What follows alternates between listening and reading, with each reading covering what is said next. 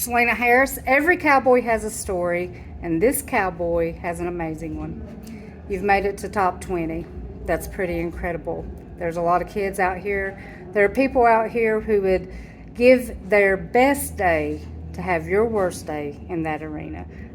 Let's take you a minute to introduce yourself. My name is Owen. I'm from Humboldt, Tennessee. I'm 17 years old. I've been riding bucking horses since about 6th grade, and I learned pretty much everything from him. Awesome. So what's it feel like to come into the arena and know that you have a chance at being a world champion? It's pretty humbling, and it's just good to know that all the practice you put in finally gets to go towards something, and just to have the confidence going in means the world too. So you still have one more year. Yes, ma'am. What are you going to do to come back next year? Same thing, just be a little better. Awesome. When you think about your rodeo career, where you are right now, who comes to mind Probably Tim O'Connell. and why?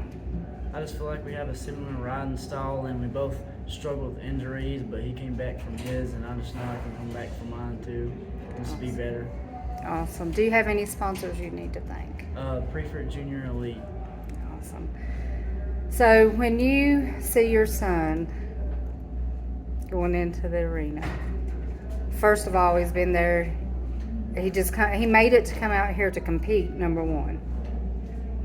Number two, top 20. How many riders were out there? I think there was about pushing 80 this week, I think. Yeah, there's right at 80 bareback riders. To come back top 20, what do you think of that? I never did it. You know, tried. I wasn't half the bareback rider that he is. You know, he's put it in. He's put in the time. He's dealt with the injuries. I've seen him knocked out probably 15 times. Dealing with collarbone issue right now, lacerated livers. I mean, it all comes together, but he's putting it together. You know, it's just humbling to know that what all he's done within such a short time. You know, and he beats himself up right now. I know he is, because he didn't finish as he's finished great, but he didn't finish as strong as he wanted to. And I'm looking at it, you know, after the ride. Yeah, we was frustrated. Should have been a few more points, but now that we look back, you know, there's a lot of, like you said, a lot of kids that would do anything just to be right here in this spot, and just grateful and thankful. Absolutely. You said that you never made it as far as he did, and he's a much better athlete than you are.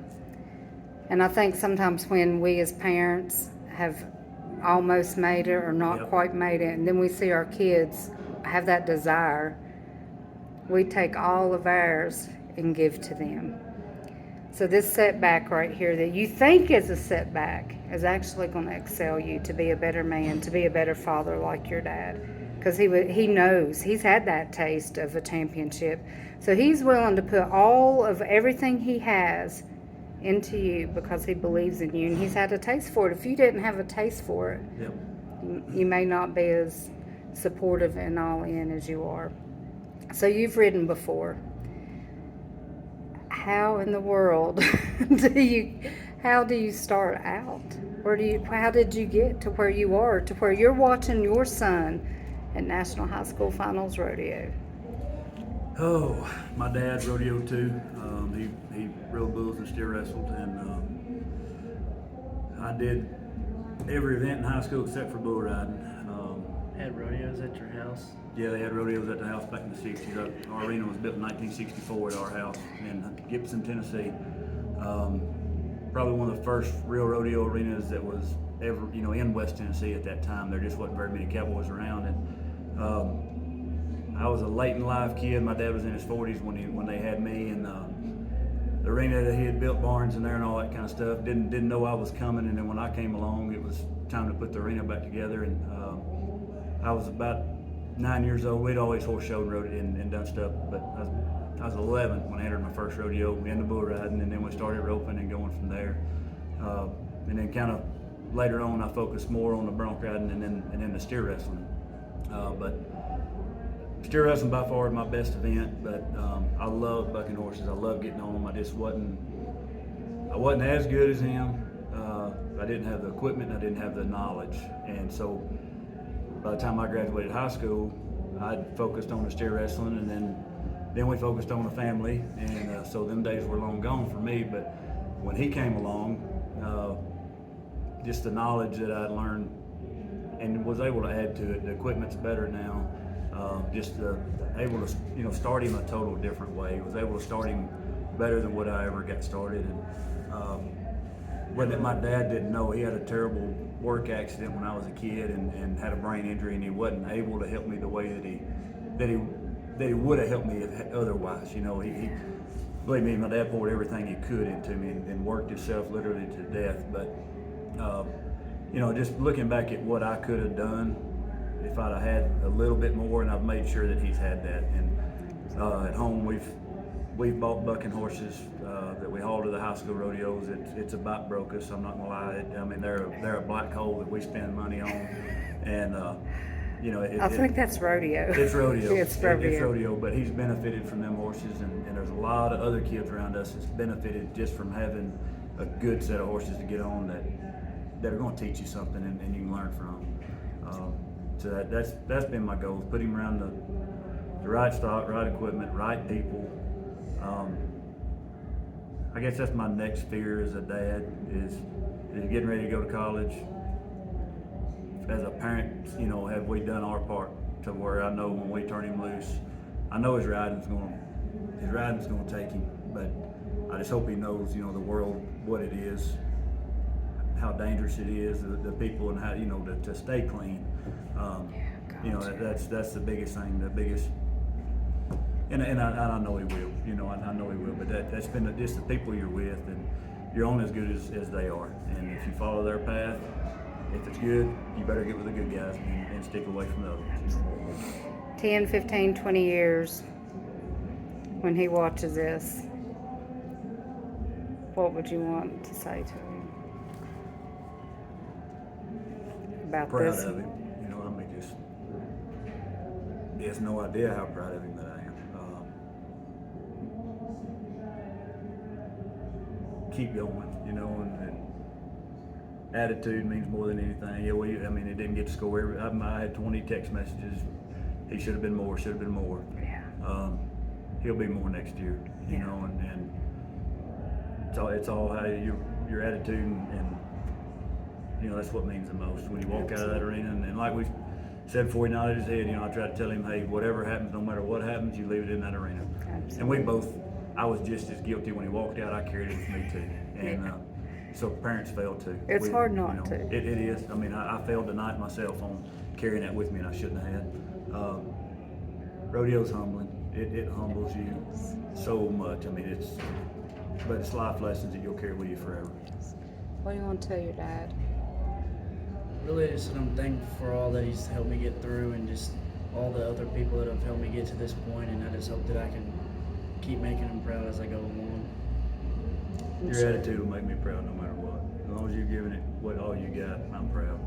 Absolutely. And I also can't finish this without thanking Jesus Christ, because without him, I wouldn't be here and I wouldn't be anything. That's the most important thing for me and him and my family and all of our friends and all of everybody around us. Job well done, Dad. Thank you. Job well done. Appreciate it. Absolutely. What advice do you have to parents? If you're starting a kid out, especially the horse riding, the bulls are bulls, but the horses will hurt you. A bull will hurt you, he'll get you down, he'll walk on you. But when you get to this level of horse, they snatch you so hard, they jerk you so hard. Their bodies ain't ready for you. See what he's dealing with right now.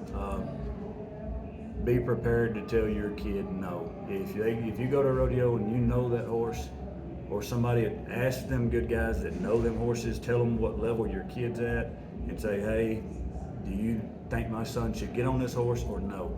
And do not be afraid to turn them out. That's know the contractors that are going to take care of you, because there's a lot of them that don't care if they buck you off every time you get on. But there's a lot of them that want to see you succeed. They want to see you come back to the rodeos and win. Learn who those people are and go to them rodeos. You got the rest of your life to take a beating and take a snatching, and and to get hurt, you know, and the injuries are going to come, but do your best to prevent them. Don't be the dad that thinks, oh, my kid's the toughest one here, you know, and they run that 1,500-pound horse in there. When he's 14 years old, he is not ready for that horse. You know, he is not.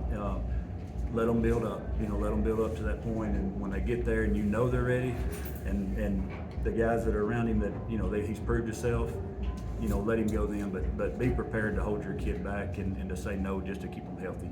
If you deal with them injuries, they set you back further than get, you know, that sets you back further than anything. Absolutely.